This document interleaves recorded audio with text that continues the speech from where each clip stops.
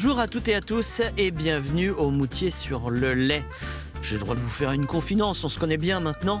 J'ai mes petites préférences. Et dans ces petites préférences géographiques, Moutier sur le lait tient une place tout à fait singulière par ses jolies maisons, ses toutes petites ruelles, et puis par le lait bien sûr qui coule tout à fait paisiblement dans le coin. Tout à fait paisiblement, c'est le mot qui correspond aujourd'hui à l'entretien que nous allons avoir avec Pierre-Guy Perrier, ancien conseiller régional, ancien maire de Luçon et ancien président du parc interrégional du Marais Poitevin. Ça fait longtemps que je voulais avoir comme invité un ancien élu qui était en responsabilité pour savoir comment ça se passe l'après quand on a eu des responsabilités pendant plus de 20 ans. Avec lui depuis ici, Moutier sur le lait, nous allons aller à Luçon, la commune dont il a été le maire. Nous allons nous promener ensemble au cœur des marais communaux. Puisqu'il en a géré l'évolution, j'ai envie de dire, et la réglementation.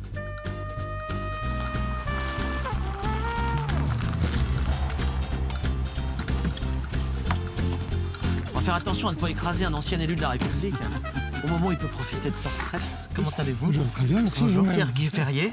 Vous avez eu le temps de me répondre si vite comme ça. On a le temps quand on est un ancien élu de pouvoir partir à l'aventure un vendredi, comme ça, dans les après-midi, des journées de libre. Oui, ça, c'est l'avantage des retraités, vous savez, c'est qu'on organise comme on veut sa vie. Bien sûr. C'est assez extraordinaire. Vous êtes retraité. Vous n'avez plus aucune responsabilité aujourd'hui. Même pas une petite présidence Non, rien du tout. Une petite participation à une intersyndicale. Surtout pas. Surtout pas. Bon, très bien. Et là, vous êtes heureux? Ah oui. On peut le dire? Oui, c'est une vie extraordinaire. Très bien, très bien. Plus de soucis, plus de stress, plus de... Voilà. Qu'à vivre pour soi-même. Je dis ça quand même pour les autres. Mais, oui, bien sûr. Voilà, mais à son rythme et à sa vitesse. On va se raconter en voiture. Je vous invite à monter dans la voiture. Vous pouvez enlever votre manteau. On va mettre à l'arrière.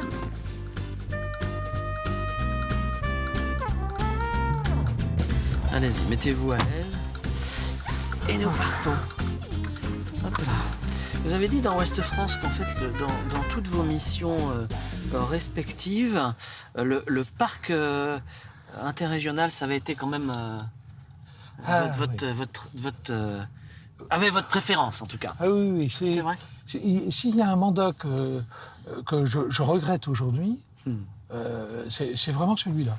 Oui. Parce que, comment expliquer ça? Il y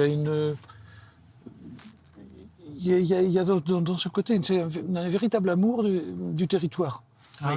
Alors pas que dans les autres mandats ce soit complètement dénué de ce sens-là, mais là c'est vraiment, d'abord il y a un consensus entre les élus, quel que soit leur parti politique. Oui, d'accord. C'est uniquement de la persuasion et de la technique. Et persuasion à travers l'amour du territoire. C'est absolument ce qui était extraordinaire. Est-ce que vous avez touché du doigt dans cette responsabilité, j'ai envie de dire, la patte humaine et les mentalités? Dans les Deux-Sèvres, on n'est pas comme en Vendée. Ah, c'est différent. On ne fonctionne pas pareil. C'est différent. Et en Charente-Maritime, pareil. Non, c'est pas en Charente-Maritime. Attendez, que je me confonde pas. Trois départements. C'était la Vendée, les Deux-Sèvres et le troisième département. C'est la Charente. C'est la Charente-Maritime. Je pensais que j'allais parce que les villes portent, c'est La Rochelle, Niort, Fontenay-le-Comte, Luçon. Et oui, évidemment. Mentalité différente. Alors, mentalité différente, mais alors d'ailleurs c'est amusant parce qu'on en joue un petit peu. J'étais le président vendéen, donc les Deux-Sévriens. N'oubliez pas de me le faire remarquer, mais c'était bon enfant. Oui, d'accord. Et puis il y a une histoire qui est une histoire commune, malgré tout, dans le parc. Donc on ne peut pas dire qu'il y ait vraiment un combat entre les départements. D'accord. On le ressentait plus, par exemple, à la région. Oui. Ou à la région, on fait vraiment de la politique. Alors... Politicienne? Oui. Il y a des petites parties comme ça. Des guerres de posture. Il y a des guerres de posture. Il y a des guerres de partis. Mais je préférerais le terme de bataille plutôt que de guerre, parce que c'est quand même beaucoup plus soft que ce que l'on peut voir, malheureusement, en ce moment, en particulier à l'Assemblée nationale. Oui, à propos des retraites. Est-ce que vous étiez destiné à faire de la politique? Racontez-moi un peu votre parcours, parce que vous êtes rentré comme premier adjoint, et puis vous avez été pendant presque 20 ans maire de Luçon, mais vous imaginiez faire de la politique? Alors, pas vraiment. Je vais vous dire comment j'y suis venu. Oui. Alors bon, dès que j'ai pu, en fait, parce que j'avais quand même mes idées bien arrêtées, donc je me suis inscrit dans un parti politique, à l'époque, qui est celui d'ailleurs dans lequel auquel j'appartiens toujours. Ah, vous avez encore une carte alors? J'ai encore une carte. Il faut que je la renouvelle cette année d'ailleurs. D'accord. Et, les retraités sont toujours en retard de tout. Et donc, Oui. parce que j'avais cette idée arrêtée. Et puis, dans mon parcours professionnel, du coup, je suis devenu président du syndicat des pharmaciens de Vendée. Oui. Et il y a une personne qui m'a approché parce que il travaillait au Sénat dans la commission qui traitait de la sécurité sociale, c'était Jacques Oudin. Oui. Et donc, Feu le sénateur Oudin voilà, de Noirmoutier. malheureusement, très connu. Qui était un homme tout à fait remarquable. Une figure. Et donc, on était dans le même parti. Et c'est lui qui m'a amené petit à petit à découvrir d'abord le milieu politique. Alors politique local, j'entends, politique au sens noble du terme, c'est-à-dire celui de l'amour du territoire, de la gestion du territoire, et qui m'y a entraîné, doucement. Avec donc un certain nombre d'amis qui m'avaient repéré. Donc après, les choses se sont faites naturellement. C'est-à-dire que c'était en 93 que j'ai eu des personnes qui m'ont demandé de me présenter pour le Conseil général à l'époque, Oui. sur Luçon, puisque j'étais revenu à Luçon après avoir quitté un peu Luçon pour mes études et puis ma première installation. Donc j'étais revenu sur Vous étiez Luçon. où sur votre première installation? J'étais à Chaillet-les-Marais. À Chaillet. À Chaillet-les-Marais. Donc D'accord. j'avais ensuite racheté la pharmacie de M. Demouzon. Je disais toujours en souriant, la pharmacie m'a coûté un certain prix, mais la mairie encore plus. Oui. Mais non, c'était des gens qui sont venus me voir. Bon, je n'ai pas été élu en tant que conseiller général, mais sur Luçon, j'avais été le premier de toutes les listes. Donc naturellement, j'avais, entraîné par un certain nombre d'amis, j'avais donc monté une liste. Et à l'époque, il y avait 2 listes de même obédience politique qui se présentaient. Et il y a un moment où on a bien cru que les 2 listes allaient se présenter. Là, on partait bien sûr à la défaite. Et en fait, il y a eu une intelligence qui s'est faite entre les 2 listes, derrière un homme qui était Dominique Souchet. Oui. Et donc, qui ont fait une fusion et qui se sont présentés. C'est comme ça. Votre donc, prédécesseur, Dominique Souchet. Et c'est à ce moment-là donc, que la ville de Luçon a basculé. Et ensuite, Dominique Souchet, parce que dans la loi du cumul des mandats, ne pouvait pas rester en tant que maire. Je me souviens bien. Voilà, donc m'a fait, comme j'étais son premier adjoint, vous a cédé la place. Voilà, m'a cédé la place. Et alors, on va essayer de parler un peu organisation. Oui. Il a fallu apprendre le métier. Par le métier. Oui. Il a fallu apprendre. Et il a fallu garder la pharmacie aussi. Oui, alors. Comment on a piloté ça? Parce qu'en 2004, conseil régional, et en 2016, le parc interrégional. Donc, on fait quoi dans ces cas-là Mes emplois du temps étaient quand même très, très importants. Alors, si j'ai gardé un métier, c'est grâce à Jacques Oudin, qui m'avait toujours dit ne fais pas de la politique un revenu. Moi, j'avais une grande chance. C'est d'abord d'avoir une associée qui était tout à fait compréhensive vis-à-vis de ses actions. Et le deuxième point, c'est que je sais faire confiance. Donc je déléguais énormément. Alors je supervisais, mais je déléguais énormément auprès de mes adjoints, auprès d'un certain nombre de personnes, comme je l'ai fait au parc d'ailleurs. Ce qui faisait que quand j'arrivais, il y avait une discussion, mais les dossiers étaient prêts. Et la décision finale se faisait d'ailleurs toujours d'une manière consensuelle, mais me permettait de passer beaucoup moins de temps sur les dossiers que si jamais j'avais dû les gérer en direct. Oui. Alors ça c'est sans doute la bonne méthode que beaucoup emploient finalement. On s'aperçoit que dans les élus, faut quand même redorer leur image. D'abord, c'est de vraies responsabilités et de vrais engagements. Et ensuite, ce sont des équipes derrière. C'est une machine d'être un élu. Oui, alors, pour revenir à ce que vous dites ici, moi je dis toujours et très volontiers que la politique, comme partout ailleurs, vous avez... Allez, je donne des pourcentages, mais je n'ai pas réellement le chiffre en tête, mais vous avez 95 à 97% de gens bien, qui sont là vraiment parce que c'est avec leur tripes, c'est avec l'amour du territoire, c'est avec ce qu'ils ont envie de voir pour les territoires qu'ils aiment. Voilà. Puis, il y a quelques opportunistes, voilà, des gens comme ça, qui font que ça donne une image qui est une image négative de la politique. Mais c'est pareil dans toutes les professions. Oui. Le problème de la politique, c'est l'exposition. Il y a l'exposition médiatique. Et puis qu'un politique ne vend pas un produit à une entreprise, il se vend lui-même. Oui. Il vend ses convictions, mais c'est ça. Voilà.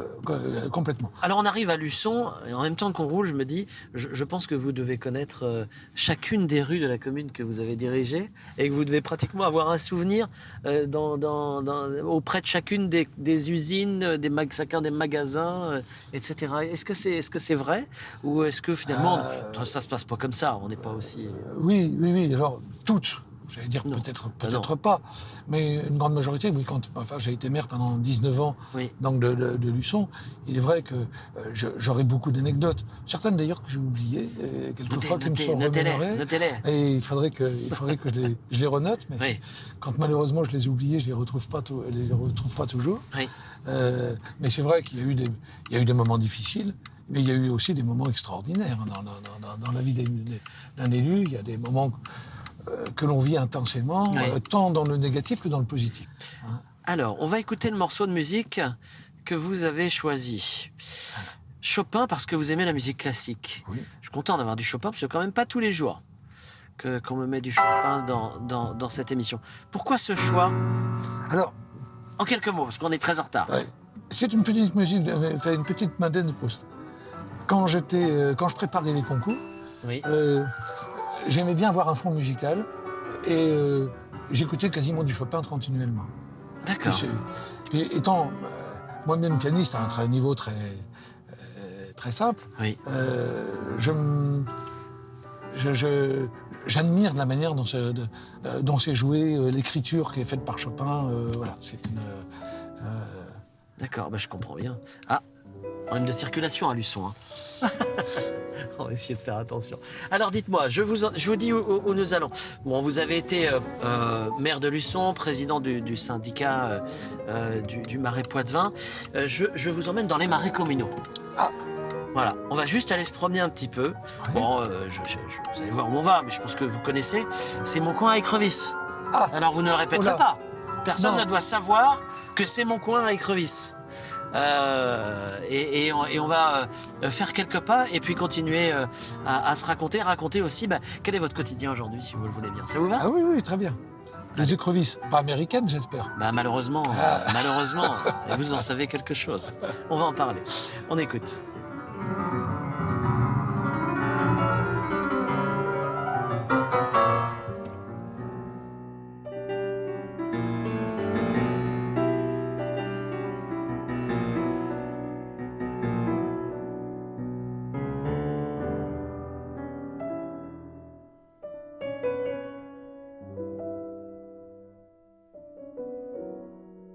Pierre-Guy Perrier. Alors on n'est pas à Luçon déjà. Oui. On est au Magny-Régnier. Oui, c'est ça. Mais ça, je ne savais pas, parce que moi, les marais communaux de Luçon, je vous emmenais chez vous, en fait, quasiment. Je vous ai parlé de gestion, donc vous n'y connaissez rien au marais communal de Luçon, puisque c'est les Magny-Régnier qui gèrent. Voilà. D'accord, bon, très bien. C'est dit, mais bon, c'est quand même un bel écrin. C'est joli, surtout dans cette période où c'est encore un peu vert, parce que l'été, c'est un peu sec, quoi.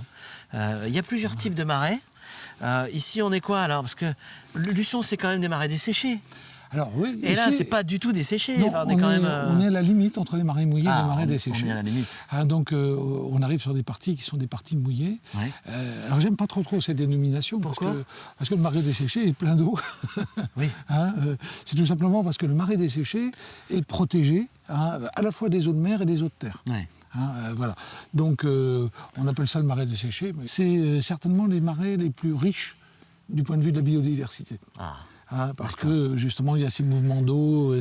Alors même si jamais la main de l'homme est nécessaire pour son maintien. Il y a aussi une sensibilité des gens qui y habitent pour justement se préserver ce milieu qui est un milieu extraordinaire. Alors, vous me dites ça, et du coup je suis obligé de vous en parler, parce qu'en préparant cette émission, on m'avait dit, moi je serais incapable même d'écraser une araignée, je les remets, dehors. Vous avez cette appétence avec la faune et la flore, vous êtes un peu contemplatif. Ah, complètement. Complètement. Vous savez, moi j'ai une formation qui est une formation scientifique et une formation de biologiste. Oui. Et donc, j'ai toujours été émerveillé par ce que la nature faisait. Oui. J'ai toujours ce sentiment, d'ailleurs c'était mon père qui me le disait, est-ce qu'on est capable de créer un être vivant? Absolument pas. On ne sait pas faire. Alors on fait de l'intelligence artificielle, etc. Mais c'est loin d'être au niveau du plus petit organisme qui existe. Bien sûr. Donc c'est... alors on peut essayer d'expliquer scientifiquement, etc. Mais même si jamais on y arrivait un jour, aujourd'hui, on peut dire qu'on n'a pas la connaissance pour pouvoir le faire. C'est donc, on ne peut donc qu'être émerveillé. Regardez, on a de l'herbe devant nous aujourd'hui. C'est extraordinaire. Elle est grasse et verte et elle est très jolie. Vous avez des moments où, finalement, cette herbe est complètement grillée, etc. Elle va ressurgir. C'est miraculeux. On peut dire ça comme ça. Comment avez-vous préparé votre retraite? Vous êtes heureux et apaisé, et c'est au téléphone, c'est la seule chose que vous m'avez dit, vous m'avez dit, oh là là, ça se prépare. Ah oui, alors... Il faut des passions. Alors, il faut des passions. Alors moi, j'ai la musique, j'ai l'aviation, j'ai le bateau, je fais du théâtre, voilà. Donc, je dis d'ailleurs très souvent en souriant, j'ai su faire du cinéma pendant 25 ans en politique. Je peux peut-être faire un petit peu de théâtre aujourd'hui. D'accord. Mais j'ai ces passions-là, et donc du coup, je ne m'ennuie absolument pas. Par contre, je n'aurais pas eu ces passions, je pense que ça aurait été très difficile. Oui. Parce que du jour au lendemain, ça c'est dans les milieux, je pense, professionnels en règle générale, mais en particulier dans le milieu politique, on n'est plus rien. D'abord c'est la mairie qui s'arrête. Alors, ça a été d'abord la mairie, avec un petit rajout, parce qu'il y avait eu le Covid à l'époque. Oui, bien sûr. Donc, après, donc il y a la mairie, après c'est le conseil régional. Ça a été le conseil régional. Mais vous gardez quand même la présidence du parc. La présidence du parc, le temps que donc voilà, je l'ai fait doucement. Puis bon, j'étais vice-président de la communauté de communes, c'est la même chose. Tant que les délégués n'avaient pas été élus. Donc en fait, ça a été sur une année quasiment, petit à petit, un arrêt fait de ce qui a été pour moi une très grande passion dans ma vie. Ça, vous avez bien préparé ça quand même. Alors, il faut ça. Il faut ça, parce que si jamais vous ne le faites pas, je dis souvent, moi je plains les gens qui sont sortis de la politique par force, parce qu'ils ont perdu une élection, que par choix. Oui. Si vous ne le préparez pas, parce que dans le milieu professionnel c'est pareil, mais je pense que dans le milieu politique c'est encore pire, c'est que du jour au lendemain vous n'êtes plus rien. On peut dire que c'est violent. Ça peut être violent si jamais on ne le prépare pas. Oui, ça peut être violent si jamais... mais c'est la règle du jeu, on le sait. Oui. Du jour où vous ne servez plus dans des causes qui sont des causes que je respecte très profondément, au contraire, puisque moi j'ai été passionné de ça, eh bien, à ce moment-là, c'est normal que les personnes qui sont encore aux affaires se tournent vers les personnes qui sont en nouveau en responsabilité. Oui, c'est normal. Donc, mais si vous ne vous préparez pas psychologiquement, votre téléphone ne sonne plus, vous ne recevez aucun courrier, tout d'un coup votre boîte mail est vide. Ça doit être terrible si vous n'êtes pas préparé. Ouais. Quels sont... Alors, bon, vous êtes préparé, vous avez dit l'aviation, le théâtre, voilà, vous avez une organisation personnelle. Alors, du coup, pour le coup, le bateau, c'est personnel aujourd'hui. Maintenant, 90% de votre temps, vous pensez à vous et à vos proches. Voilà, complètement. D'accord. C'est-à-dire que maintenant, je profite de la vie d'une manière très différente. J'imagine. Même si jamais j'ai adoré ce que j'ai fait. Oui. Alors j'ai adoré la gestion de la collectivité. J'aimais un petit peu moins tout ce qui était vraiment politique. Oui. Parce que c'est un milieu violent, mais par nécessité. Nécessaire. D'accord. C'est un milieu, ça ne peut pas fonctionner autrement. Oui. Parce que quelquefois on parle du cumul des mandats. Quand vous êtes maire, être à la région par exemple, ça vous ouvre des portes. Et donc ça vous sert. Ça, je l'ai beaucoup entendu. Les gens qui râlent sur le cumul des mandats, c'est des gens qui sont très extérieurs, mais au final, c'est quand même très intéressant d'avoir plusieurs responsabilités pour avoir un champ d'action. Et du coup, les partis politiques sont nécessaires. Oui. D'accord, d'accord. Je vous remercie beaucoup d'avoir échangé avec moi. Pierre-Guy Perrier, maire honoraire de Luçon. Vous en êtes très fier d'être maire. Oui, parce que c'est une reconnaissance d'un travail. Oui. Et puis c'est 25 ans de ma vie. Bien sûr. Merci beaucoup d'avoir répondu à nos questions. Nous, on se retrouve la semaine prochaine pour un nouveau numéro de Sans Détour. Salut.